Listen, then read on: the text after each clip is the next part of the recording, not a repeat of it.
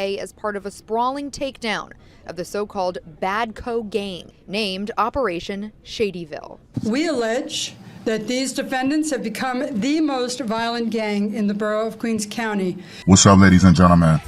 Welcome to the latest edition of Call Outs TV. This your boy Ja. Man, the biggest gang bust in Queens history. 32 members of the Bad Company gang. First and foremost, I just want to say rest in peace to Sandman. I didn't even know that Bad Company was still active out there in Shadyville, Queens. But apparently they are. And they are spinning blocks. They have no regard for human life. They out here shooting and killing people. They are up off the streets and up off the streets for good.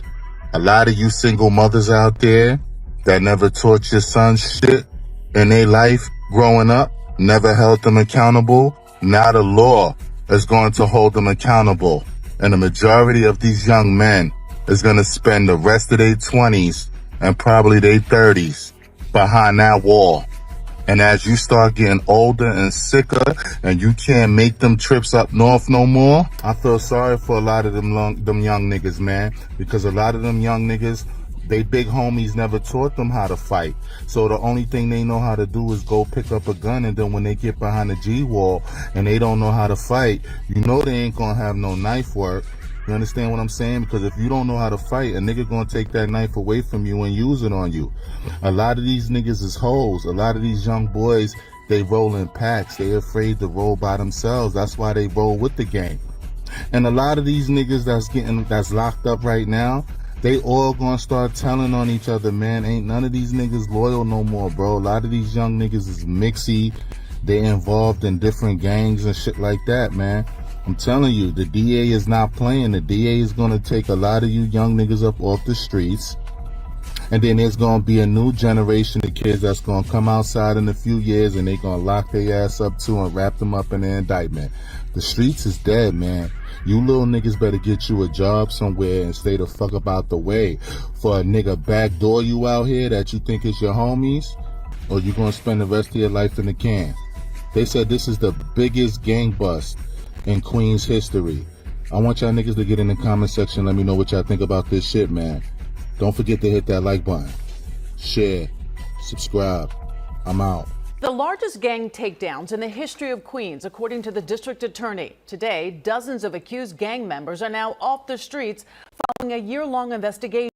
The leader accused of arming teens and ordering them to shoot their rivals. In one case, the shootings injured a teenager who was studying in her own home. Eyewitness News reporter Lindsay Tuckman has more on the operation that brought down these suspects. Lindsay?